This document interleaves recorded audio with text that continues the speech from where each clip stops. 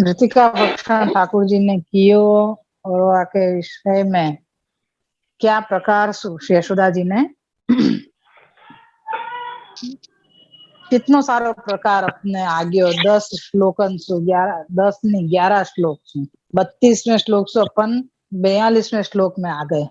तो ठाकुर जी ने मट्टी अरोगी हुआ के बाद ने कैसे प्रकार से बालकन ने देख के और ठाकुर जी की शिकायत करी। बलराम जी ने बालकन ने माता ने ये विचार कियो कि अरे बालकन ने भी सबन ने प्राकृत समझ लियो ठाकुर जी को।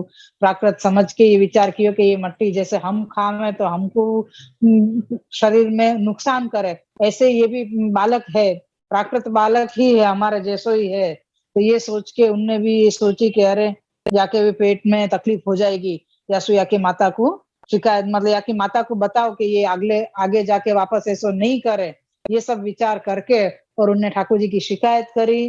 फिर माता ने आके ने जब पूछी कि भाई तुमने ऐसे चोरी छुपे क्यों इन्हें मट्टी खाई करके, यहाँ मेरे पास सारे प्रमाण हैं। तो ठाकुर जी ने यहाँ तक कह दी कि भाई मैंने तो मट्टी नहीं खाई है, और सिर्फ मट्टी ही क्यों, और जब मैं यूं कही कि नहीं तुम ऐसे कैसे कह सको। यशोदा जी ने कही कि मट्टी तुमने नहीं खाई है। यहाँ तो बलराम जी भी मतलब कह रहे हैं मेरे पास तो बहुत बड़ा प्रमाण है, तुम यह कहते हो कि ये बालक हैं, उन बालकन को नहीं खबर पड़े या सो उनने कह दी, तो बलराम जी तो झूठ नहीं बोलेंगे। तो बलराम जी ने कही है तो मेरे पास तो बहुत बड़ा प्रमाण है कि तुमने मट्टी खाई है, ये इन सबन ने देखे हो है। तो कह रहे हैं कि नहीं बलराम जी भी झूठ बोल रहे हैं। तो कैसो क्यों कही, तो आपको भी खुलासा श्री आचार्य जी ने हमें दियो कि जब ये है कि बलराम जी को ठाकुर जी की हर एक लीला को ज्ञान है और ठाकुर जी के स्वरूप को ज्ञान है, तो फिर उनने एक बात क्यों कही, पहले तो ये बात विचारनी चाहिए। तो हमें अपन को दो बात बताई थी कि बलराम जी को ये अच्छो नहीं लग्यो कि ठाकुर जी ने मट्टी अरोगी। तो उनने कही कि आपको तो अधरामृत देवे को, यानी आप रस स्वरूप हैं, तो आपको तो अधरामृत देवे को ही मतलब कार्य है, तो रस दान करवे को आपको जो कार्य है, तो हमें तो आपको तांबुल अरोगना चाहिए, तांबुल यानी बीड़ी अरोगनी चाहिए थी, तो आपने वो मट्टी क्यों अरोगी। तो ये ने उनको अच्छो नहीं लगे बलराम जी को, यासुन ने यशोदा जी को जाके शिकायत करी। दूसरी बात ये बताई कि जा समय बलराम जी ने शिकायत करी वह समय भगवत आवेश उनके वा समय में नहीं हतो, यासु उनने ठाकुर जी की शिकायत करी। तो यहाँ पे एक प्रश्न और कियो कि भाई ऐसो बलराम जी ने क्यों करो। तो वहां पे बता रहे हैं कि ये सब ये कैसे समझनो कि बलराम जी में जब भगवत आवेश हतो तो वो या समय भगवत आवेश नहीं है और या समय है, ये अपन को कैसे खबर पड़े।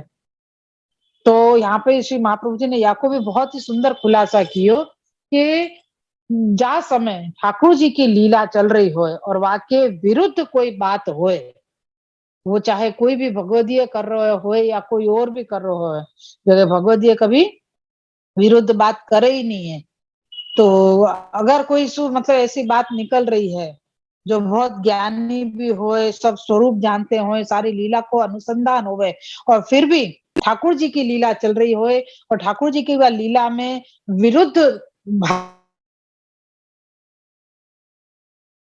हुए कि न ये चीज यहाँ पे हम ये चीज गलत कर रहे हैं या ये चीज नहीं होनी चाहिए, ऐसो कोई कछु विचार करे तो वो विचार ठाकुर जी के विपरीत चल रहे है या सो वो भगवदावेश वालो नहीं है, ये विचार कर लेना चाहिए और ये ही अपन को समझना चाहिए।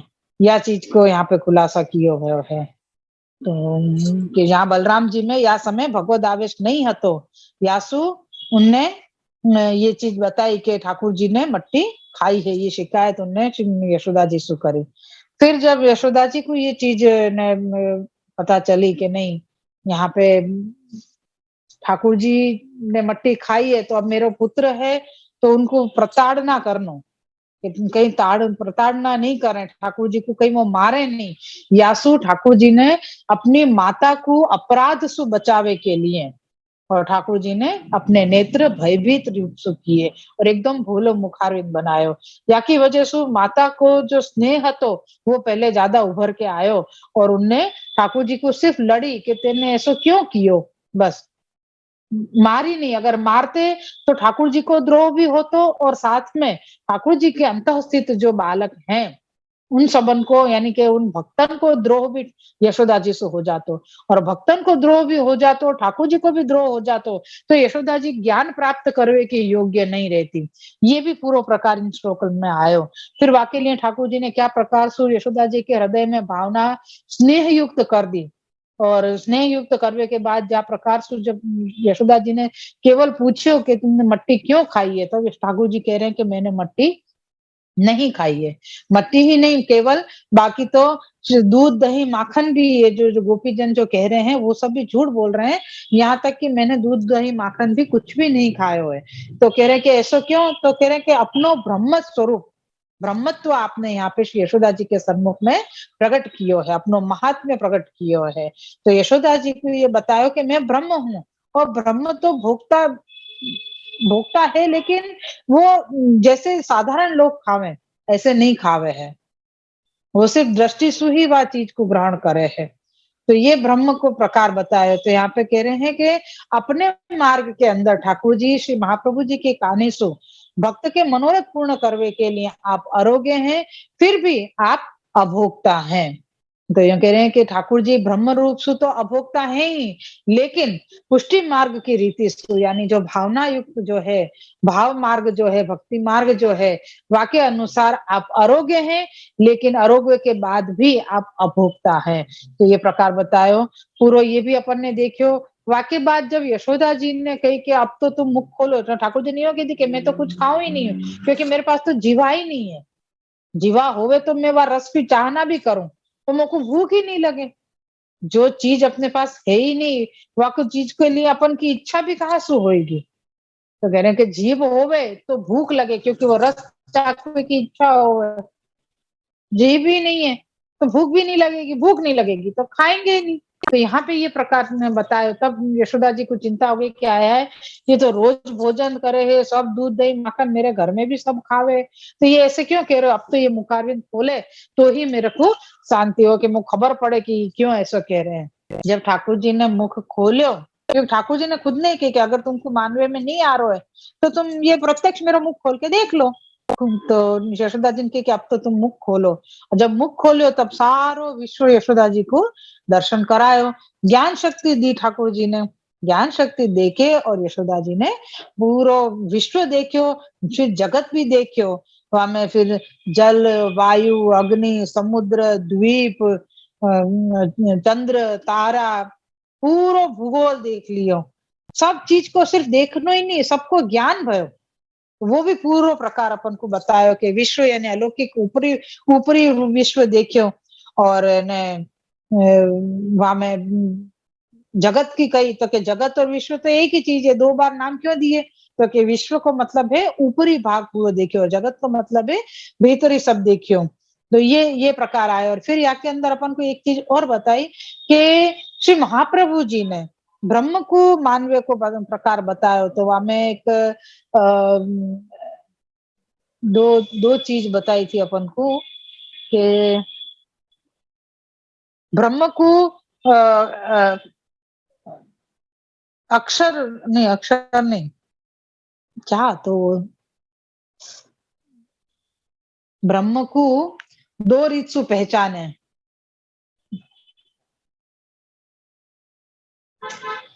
वो पूरा पैराग्राफ भूल गई, मैं भी वापस देख के थोड़ा बताऊंगी। सच तो याद आ गया प्रभु कृपा से। अ, तो अपन कहाँ थे, हाँ, जब पूरा जगत पूरा विश्व सब कुछ देखियो ठाकुर जी के मुखारविंद में, तो यशोदा जी को ये हो गयो कि अरे ये तो सब मेरे बालक में, यानी फिर उनको भ्रम भयो। भ्रम क्या भयो कि कहीं मैं स्वप्न तो नहीं देख रही हूँ, कहीं ये देव माया तो नहीं है, नहीं नहीं ये मेरी बुद्धि को ही मोह है। फिर कहेंगे नहीं ये बालक को आत्मयोग ही है। तो ये आंखों भी पूरा खंडन करते करते ये स्वप्न नहीं है, ये देव माया भी नहीं है, क्योंकि ये जो चीज दिख रही है ये तो पूर्ण रीत से मेरे को दर्शन हो रही है, क्योंकि वो इतना सब विचार के बाद भी अभी तक दिख रही है कि ठाकुर जी के श्रीअंग में भी दिख रही है, ठाकुर जी के मुखारिंद में भी दिख रही है। जगत के साथ उनने पूरे व्रज को देखियो, ब्रज के अंदर उनने अपना नंदालय भी देखियो, नंदालय में अपने आप को देखियो, ठाकुर जी को भी देखियो, सब कुछ देखने के बाद में उन्हें फिर ये विचार कर रही हैं कि इतना सब क्या प्रकार यहाँ पे ये भयो। फिर कह रहे कि नहीं, ये मेरो बुद्धि को मोह भी नहीं है, ये तो ठाकुर जी की यानी मेरे बालक के जो मेरो पुत्र है, ये मेरो पुत्र, ये चीज यासु ने याद रखवाई ठाकुर जी ने, ताकि कहीं यशोदा जी अगर मुक्त हो गए, क्योंकि ठाकुर जी का दर्शन करनो, ठाकुर जी के स्वरूप को ज्ञान होनो, या को मतलब है ये संसार से छुट्टी मिल जानी, मुक्त हो जाना। तो अगर मुक्त हो जाएंगे, जो चीज रहेगी ही नहीं, तो आपके साथ खेलोगे कैसे। ठाकुर जी ने कही कि अगर ये मेरी माँ ही रहेगी नहीं, माँ मेरी मुक्त हो जाएगी, तो फिर इनके साथ जो बाल लीला को जो करनो है, और यहाँ पे जो ब्रज भक्त हैं उनको बाल लीला को जो आनंद देनो है, वो सब कैसे हो पाएगा। यासु उनको जो पुत्रत्व जो भाव हतो, वो तो दृढ़ रहो ही रहो, लेकिन यासु ने यो कही कि ये मेरे बालक के अंदर जो ये सब दिख रहा है मेरे को, वो मेरो बालक है, लेकिन वो मेरो बालक भगवान है, ये भी उनको खबर पड़ गई। लेकिन फिर भी वो बालक भाव तो उनको स्थिर ही रहो। यासु ठाकुर जी के लिए अपन भी वात्सल्य भाव, यशोदा जी के भाव से सेवा करनो, ये पुष्टि मार्ग की परम रीत श्री आचार्य जी ने अपन को बताई है। यहाँ पे जब ठाकुर जी के मुखारविंद श्रीअंग में ये सारे जगत को दर्शन करके जब पूरा महात्म्य श्री यशोदा जी ने जान लियो, और फिर भी अपनो पुत्र भाव भी उनको टिक्यो रहो, तब साथ में फिर जाके उनने कही कि अब क्या करना चाहिए। जब अपन को सामर्थ्यवान कोई सामने मिले तो अपन तुरंत उनको नमन करें। ऐसे ही श्री यशोदा जी भी ठाकुर जी अपने यानी खुद के बालक के चरणारविंद के शरण में गई और उनको दंडवत प्रणाम की, और दंडवत प्रणाम करते ही उनकी जो दुर्बुद्धि हती वो नाश भयो। तो वाको प्रकार भी अपन ने कल देखियो कि ये देखियो कि दुर्बुद्धि कौन सी दुर्बुद्धि हती, तो कई के अहंता और ममता, मैं और मेरो, ये मैं हूँ, ये मेरे पति हैं, ये मेरे पति ब्रज के राजा हैं, ये मेरो पुत्र है, ये मैं मेरे ब्रज के राजा की पत्नी हूँ, यानी कि मैं रानी हूँ, तो मैं इनके धन की रक्षा करने वाली मैं ही हूँ, और मैं सती हूँ, और मैं पतिव्रता भी हूँ। तो ये सब प्रकार उनको अपनो सब यानी वो अहंता पहले आयो कि ये मैं हूँ, तो वो मैं को प्रकार बतायो, तो वहां में भी मन ये कही कि ये अहंता, तो ये सबसे पहले अहंता उनने चरणारविंद में समर्पित कर दी। फिर बतायो कि ममता, तो कौन कौन सी, ये गोप गोपी गाय, ये सब कछु है, ये सब मेरो है, ये नंद जैसे राजा ब्रज के राजा मेरे पति हैं, तो ये मेरा पुत्र है, ये सब कछु जो ममत्व है। और वाके अलावा भी बहुत सारी चीजें हैं ऐसी जिनकी गिनती नहीं कर सके, लेकिन वहां में ममत्व होवे है। वो सारा प्रकार अपन ने ये 42वें श्लोक में अभी अपन देख रहे हैं। और यह प्रकार से श्री यशोदा जी ने अपने ममत्व को और अपने अहंता को सब कछु को अपने ठाकुर जी के चरणारविंद में समर्पण करके ये विनती करी कि ये अभी तक मैं अपने आप को या चीज समझ रही थी, और मैं को मतलब ये बतायो कि मैं अपने आप को यशोदा समझ रही थी, मैं ये नहीं समझ रही थी कि मैं भगवद अंश हूँ, यानी मैं ठाकुर जी में मतलब भगवान में सु ही मैं भाई पैदा भई हूँ, तो मैं भगवद अंश ही हूँ, ये नहीं सोच रही थी। अपनो कर्तापन जो उनको आ रहे हो तो वो उनको मतलब वो उनकी दुर्बुद्धि हती, ये यहाँ पे बताया श्री आचार्य जी ने। श्री आचार्य जी ने कही कि उनने ये विचार्यो कि मैंने अब तक ये गलती करी कि अपने आप को भगवद अंश नहीं समझो, अपनी आत्मा को मैंने ब्रह्म रूप नहीं जान के मैं यशोदा हूँ यही मैंने जानो। यासु ये भी मेरी दुर्बुद्धि हती जो मेरी नाश हो गई, और जो जहां जहां मेरो ममत्व हतो, ये सारो ममत्व मेरो दूर करके, और जिनने ये दुर्बुद्धि नाश करके मेरे में जो भाव जगायो है, वो ही मेरे चरणारविंद की शरण होए, मैं शरण उन्हीं की शरण में जाऊं, और वही मेरा आश्रय होए, वही मेरी गति होए। ऐसो श्री यशोदा जी ने यहाँ पे आज्ञा करी है। यशोदा जी ने सब विनती करी श्री ठाकुर जी से। तो अब आगे 42वें श्लोक में ले श्री वल्लभाधीश की जय हो।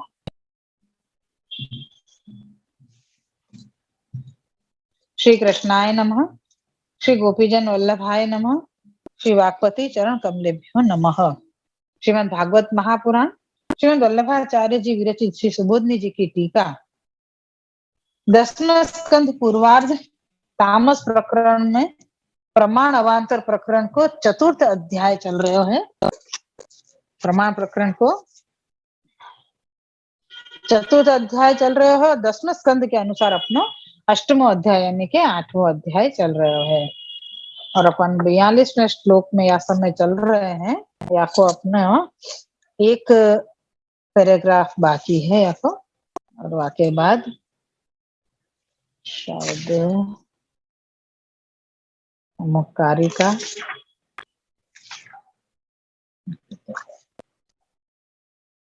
तो यहाँ पे आए हो के उसके उत्तर में यशोदा जी कहती है, इनसे माया मिटाई नहीं जा सकती, इस प्रकार मेरी बुद्धि बल से मेरी बुद्धि की निवृत्ति नहीं होगी। यानी यहाँ पे उन्होंने चेले यूं कही ना कि ठाकुर जी ने ही मेरे ये अहंता, अहम और मम ये दोनों चीज हटाई है। तो अपने बुद्धि से मैं ये नहीं कर पाती, क्योंकि बुद्धि को प्रकार तो बहुत बहुत सारे प्रकार से माया बुद्धि को घुमावे है। वासु माया को खेल ही है ये सब। यासु में अपनी बुद्धि सु या चीज को अहंता और ममता को निवृत्त नहीं कर सकती। यासु ने ये कही कि मेरी आत्मा में या सब चीज को दूर करवे को जो भाव जगायो है जिनने, ऐसे जो ठाकुर जी हैं, मतलब ऐसे जो भगवान है, ऐसे जो ब्रह्म है, उनकी शरण में मैं जाऊं हूं यो करके। अब आगे है कि श्लोक के उत्तरार्ध में यानी दूसरे अर्ध में मैं शब्द दो स्थानों पर है। एक का संबंध कुमति के साथ है और दूसरे का गति शब्द से है। अब अपन श्लोक देखें वापस से श्लोक में क्या कही है, गोप्यश्च गोपाः सह गोधनाश्च में यन मायेत्थम कुमति ही स में गति ही। या मैं 2 बार में आयो। तो यहाँ पे वाको खुलासा करते हुए श्री आचार्य जी कह रहे हैं, आज्ञा कर रहे हैं आचार्य जी के श्लोक के उत्तरार्ध यानी दूसरे भाग में, ऊपर वाले ने नीचे वाले भाग में ये बतायो कि दो में शब्द 2 बार आयो। तो वाको क्या है, तो कह रहे एक को संबंध के कुमति यानी मेरी बुद्धि भ्रष्ट हुई या मेरी दुर्बुद्धि हो गई थी वो, और दूसरी गति शब्द से है कि मैं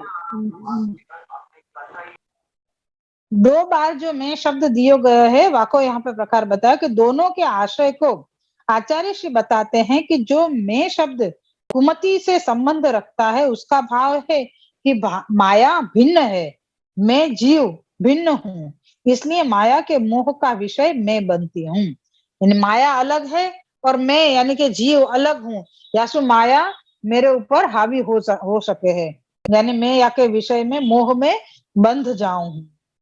और अर्थात मायाधीन होने से संसार आसक्त हो जाती हूँ। और दूसरे में का संबंध गति पद से है कि उसका तात्पर्य है कि जिस जीव का माया से संबंध नहीं है वह जीव ही गति पा सकता है, अर्थात फल प्राप्त कर सकता है। यहाँ पे बता रहे हैं कि पहलो संबंध बतायो कि मैं यानी जीव, माया और जीव अलग अलग है, तो माया जीव को अपनो विषय बना लेवे यानी वाकु मोह में रखे है, तो वाको का है कि कभी वाकु फल प्राप्त नहीं होवे या वो भगवान की तरफ गति नहीं कर सके। लेकिन दूसरों जो है वो क्या है, तो कह रहे हैं कि दूसरों में जो बताए वो गति संबंध सु है। अब गति को मतलब क्या भयो कि माया के साथ वाको संबंध नहीं है, यासु वो ठाकुर जी की तरफ जा सके है, जासु फल की प्रार्थना हो सके है, तो अर्थात फल प्राप्त कर सके है। यशोदा के नमन करने से दुर्बुद्धि गई, इसलिए माया का संबंध ढीला हुआ। यशोदा जी ने नमन कियो, प्रणाम कियो ना ठाकुर जी को, तो यासु क्या हुआ, उनकी दुर्बुद्धि चली गई, तो माया को संबंध ढीलो पड़ गया, क्योंकि भगवान को नमन कियो ने, भगवान के ऊपर तो माया नहीं चलेगी, तो माया को पकड़ ढीली हो गई जीव सु। तो यासु जिससे फल के लिए प्रार्थना करने लगे, यासु फिर वो व्यवस्थित रीत ठाकुर जी सु विनती करवे लगे। इस प्रकार जो यशोदा आई तो थी भगवान को उपालंब देने के लिए, परंतु ले ली भगवान की शरण। यहाँ पे बता रहे हैं कि ठाकुर जी ने यहाँ पे या प्रकार से कही कि भाई ये देवे तो आई थी ठाकुर जी को उपालंब यानी लड़वे आई थी ठाकुर जी को कि मट्टी क्यों खाई करके, और ठाकुर जी की शरण में आ गई, तो माया जो थी वो माया हट गई, और ठाकुर जी को स्वरूप जो उनको तो जो दर्शन भयो तो वाक्य कारण उन्हें महात्म्य जान के और ठाकुर जी की शरण ले ली।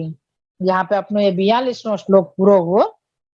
अब आभास देखे यहाँ पे मतलब जो 11 श्लोकन को जो पूरो सार हतो वो सार ये यहाँ पे अपन ने आज पूरो मनन कर लियो ठाकुर जी की कृपा से। तो श्री वल्लभ की कृपा से अपन ने कियो। तो यहाँ एक एक जो चीज मेरे को देखनी थी ब्रह्म को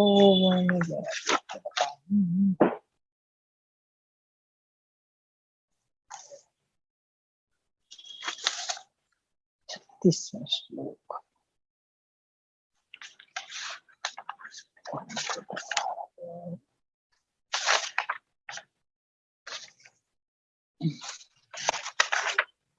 हाँ, उपनिषद जानने वाले प्रकृति को और ब्रह्मवादी ब्रह्म को और जगत को क्या समझे है वाको एक प्रकार यहाँ पे अपन को 37वें श्लोक में यानी 37वें श्लोक में बताया तो कि यशोदा जी ने जब मुख में स्थावर जंगम सारे विश्व और जगत को देख लियो तब वाको प्रकार कैसे मतलब समझ में आयो उनको कि ये सब चीजें क्या है।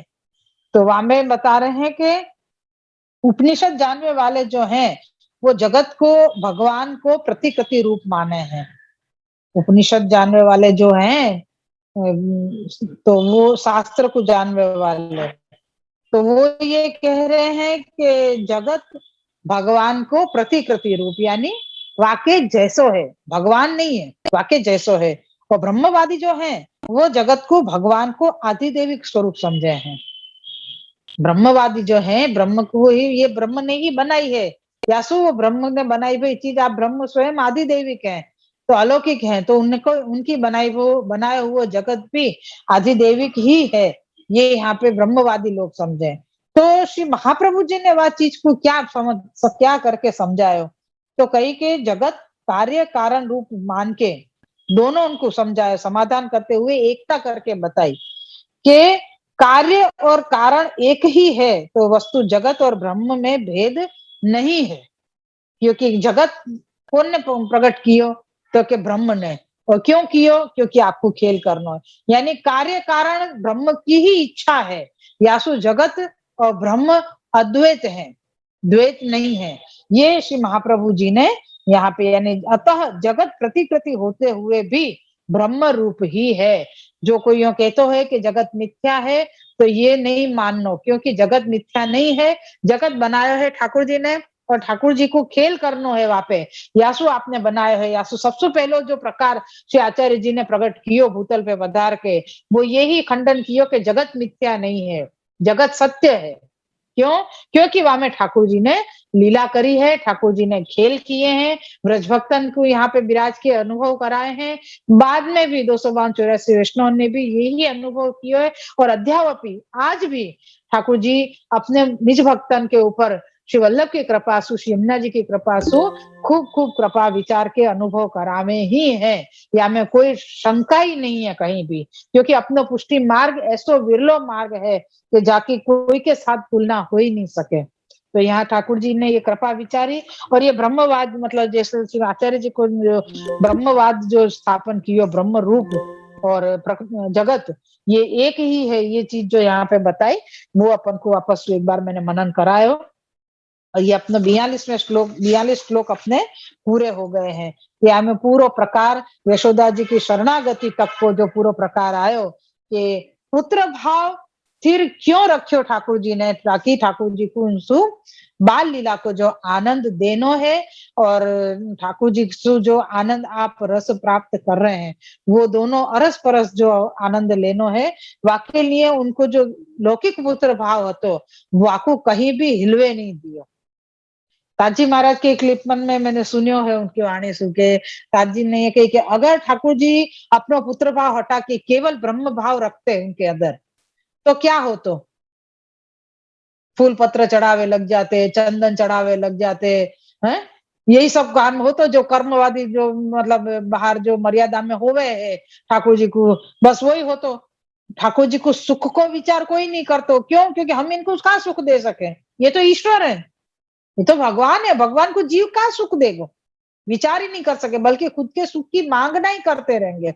हमारे पास ये चीज नहीं है, हमारे को ये चाहिए, हमको ये चाहिए, मतलब यही चीज है कि अपन सिर्फ और सिर्फ मांगते ही रहेंगे। वहां ठाकुर जी के सुख को कोई विचार नहीं आएगा। यासु ये बता रहे हैं कि ठाकुर जी ने या कारण सु वो पुत्र भाव उनको स्थिर रखियो, जैसे श्री नंदराय जी में रखियो, तो वाही प्रकाश श्री यशोदा जी में भी वो पुत्र भाव स्थिर रखियो। और फिर साथ में अपनो महात्म्य ब्रह्म रूप को जो महात्म्य ज्ञान बतानो, तो वो महात्म्य ज्ञान भी बतायो। और महात्म्य ज्ञान जब श्री यशोदा जी ने जानियो, पुत्र भाव के साथ में जब वो सम्मिलित भयो, तो अपने ही पुत्र की वो शरण गई। तो ठाकुर जी को उपालंब देवे आई थी जो श्री यशोदा जी, उनने आके उपालंब तो नहीं दियो, लेकिन ठाकुर जी की शरणागति स्वीकार कर ली। श्री वल्लभाधीश की जय।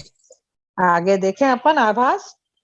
एवं ज्ञाने जाते भक्ति सुख न प्राप्स्यति इति भक्त्यानंदस्य ब्रह्मानंदापेक्षया महत्वाद भक्तार्थम देव्या मायया मोहितवान मिति त्रिभिः।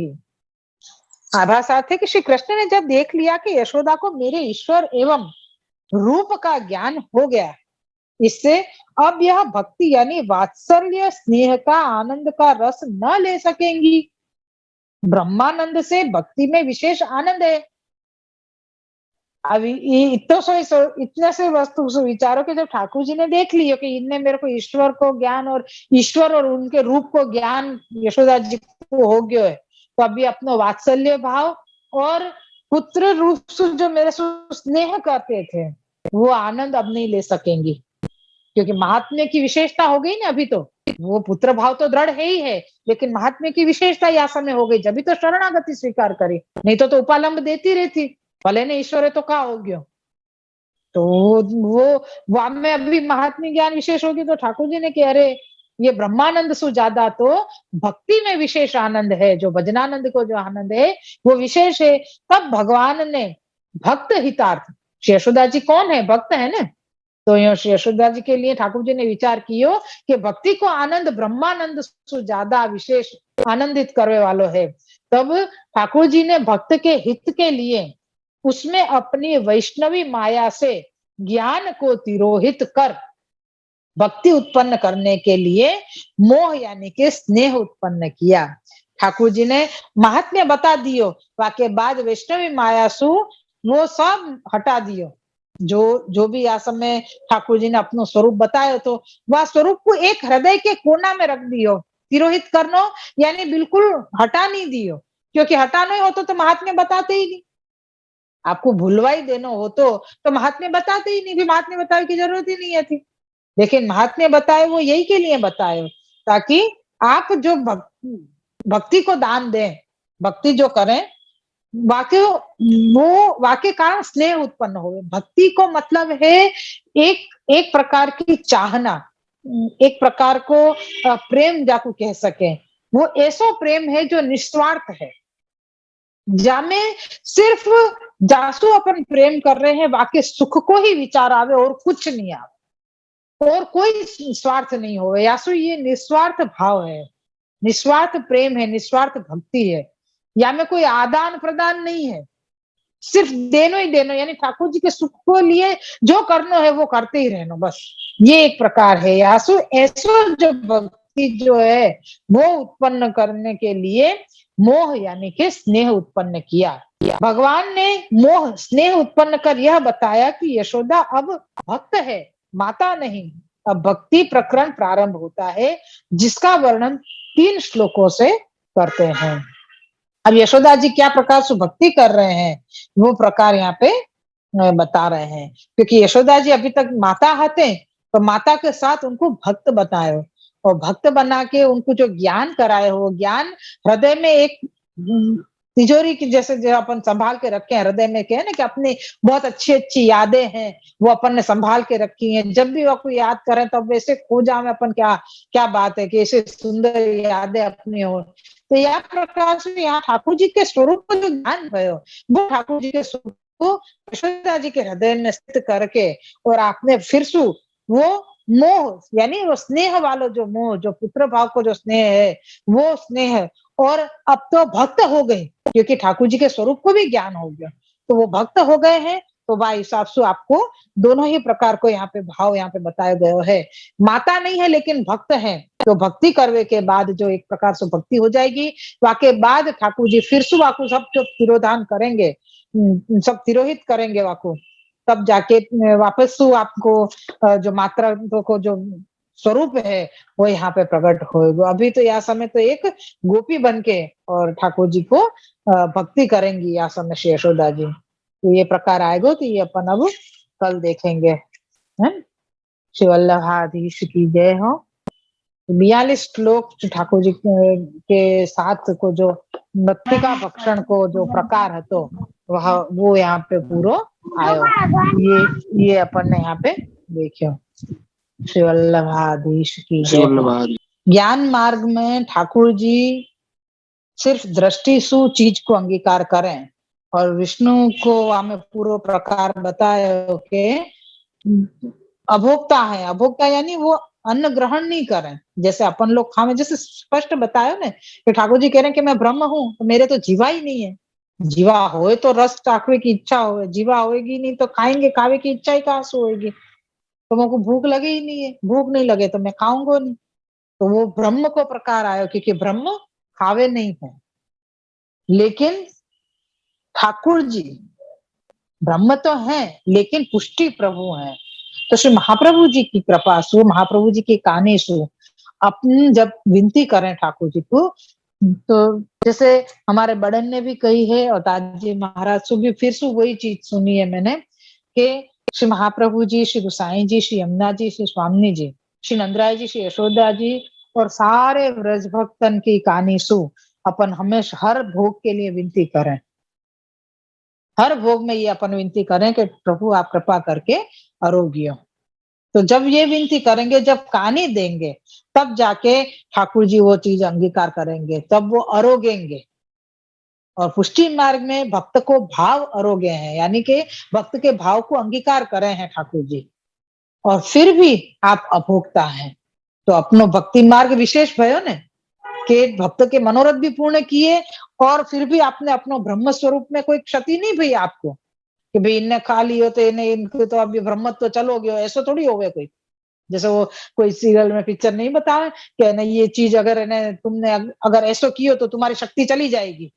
तो वो शक्ति शक्ति चली जावे के लिए अगर तुमने कोई ये काम तुमको नहीं करना है, अगर तुमने ऐसा काम कियो तो तुम्हारी शक्ति चली जाएगी। तो हमें तो ऐसा थोड़ी है कि ठाकुर जी अभोक्ता है, ब्रह्म अभोक्ता है। तो श्री वल्लभ ने कहानी दी है, श्री वल्लभ की कहानी अपन दे रहे हैं, वल्लभ की कृपा तरह से बता रहे हैं कि ठाकुर जी अपनो ब्रह्म स्वरूप बताते हुए भी भक्तन की इच्छा पूरी करने के लिए वो सारो क्रम यहाँ पे ठाकुर जी ने बताया है। यासु अपनो मार्ग विशेष है और अपने मार्ग में ही ठाकुर जी आरोग्य हैं। यासु तो असमर्पित की मना करिए। अपन को सबसे पहले सत्र जब शुरू भयो तो ये जून को सबसे पहले अपन ने असमर्पित को ही प्रकार लियो था। मैं बार बार यासु स्मरण कराऊं क्योंकि अपने मार्ग में ही अपने प्रभु ही आरोग्य हैं। यासु असमर्पित की मना करिए कि भैया तुम और कहीं को भी तुमको प्रसाद ले की क्यों मना करिए, क्योंकि वो देव खावे ही नहीं है, वो प्रसाद कैसे होएगा। वो चीज तो समझो कि वो देव खा ही नहीं रहे हैं वो जो, तो उनको प्रसाद तुम ग्रहण कर रहे हो तो वो तुम्हारा शुद्धता कैसे करेगा। तो यासु अपने मार्ग में असमर्पित को त्याग सबसे पहले बताया हुआ है, क्योंकि जैसो खाओगे ऐसी बुद्धि होगी, और बुद्धि को निवारण करने के लिए, बुद्धि की शुद्धता करने के लिए अपने प्रभु को समर्पित करके ही जो अपन महाप्रसाद ग्रहण करे हैं वो ही अपने लिए सर्वोत्तम है। और यासु ही अपन के अंदर की हर प्रकार की जो क्या कहें दुष्ट विचार हुए या कछु भी जो साधारण व्यक्ति जो विचार करते हुए, कपट भी करते हुए, पाखंड भी करते हुए, सब कछु हुए, तो वो यही सुनिवृत्त हुए कि अपन महाप्रसाद ग्रहण करें, ताकि जैसो भी प्रसाद ग्रहण करेंगे तो बुद्धि भी अपनी निर्मल होगी, तो विचार भी ऐसे सुंदर ही आएंगे अपन को। ये प्रकार है यहाँ पे। तो समझ में आई विक्की भाई? हाँ जी, आपने भी बड़ी सही है। सरस सरस सारू છે तो પ્રશ્નો લઈને આવતો હોય તો મને પણ પ્રભુ કૃપાથી કંઈક સ્ફુરાયમાન થાય, વિવરણ કરવાનો આનંદ આવે. આજ હા મોનાલી દીદી, નહીં આવી, બહુ દિન છે. હા, આપે જયારે સ્મરણ કરતા હતા ને ત્યારે આ રહી ગયું હતું અને હે ને. પેરેગ્રાફમાં. હા, એટલે બરોબર. મને યાદ આવ્યું ને એટલે મેં કીધું આપને સમજાવ્યું નતું, મેં વાંચ્યું હતું ત્યારે, અને મેં કીધું એકવાર બરોબર ફરી વાર આપને એટલે આપને પૂછી બરોબર જાય છે. એટલે વિશેષતા બતાવી ને કે જ્ઞાન માર્ગતા હા. આપણું વિશેષતા બતાવી એમ કે પુષ્ટિ માર્ગમાં એટલે મેં કીધું કઈ રીતે વિશેષતા બધી જાય એમ કે આપણા પ્રભુ આરોગ્ય ત્યારે જ આપણા ધર્મની વિશેષતા વધી જાય એમ. બીજા ધર્મમાં એ રીતે નથી આરોગતા એમ. બીજા ધર્મમાં નહીં, દેવી દેવતાઓ એટલે આરોગતા જ બીજા નથી. જ્ઞાન માર્ગમાં એમ. હા હા, જ્ઞાન માર્ગમાં હા દેવી દેવતા કઈ આરોગતા જ નથી. કારણ કે એ લોકો સુગંધથી, જેમ કીધું ને, યજ્ઞ હવિષ્ય જે યજ્ઞમાં જે તમે સમિધા વગેરેથી જે યજ્ઞની કુંડમાં જે પણ તમે એમાં પધરાવો, એનો જે ધુમાડો થાય ને, એ ધુમાડાને જ સૂંઘીને જ એ લોકો ગ્રહણ કરે છે. એનો કહે ને કે એનો આનો ભાગ કાઢવો પડે, આના એ પ્રમાણે. તો એ જયારે યજ્ઞ કરો ત્યારે એમાં પણ એ ખુલાસો પણ શ્રી મહાપ્રભુજી આપ્યો છે આની અંદર, કે યજ્ઞમાં જે હવિષ્ય ને બધું અન્ન જે જાય છે, એ જેમ કે ને કે એમાં ચોખા પણ પધરાવાય, શ્રીફળ પણ પધરાવાય, બધું પધરાવાય યજ્ઞમાં. તો એ યજ્ઞની અંદર જે યજ્ઞમાં જે પણ આવતું હોય, એ બધામાં જ એની સુગંધ જે નીકળે, એ સુગંધનો જ ગ્રહણ દેવી દેવતાઓ કરે છે.